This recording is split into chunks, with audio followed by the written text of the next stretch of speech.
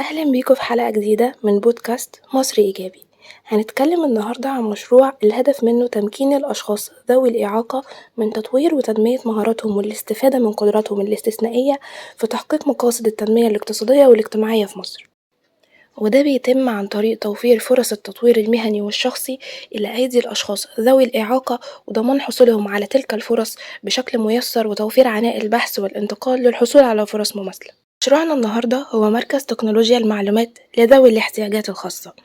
الهدف منه دعم وتمكين الأشخاص ذوي الإعاقة راغبي التطور الشخصي من تحقيق أهدافهم الشخصية والمهنية من خلال تقديم عدد من البرامج التدريبية والمحاضرات المبنية على أسس علمية من المعرفة والخبرة عن طريق عدد من المتخصصين سواء مؤسسات وأفراد من القطاعين العام والخاص لتطوير مهاراتهم وقدرات الأشخاص ذوي الإعاقة في مجالات مرتبطة بالاتصالات وتكنولوجيا المعلومات وتنمية المهارات المختلفة.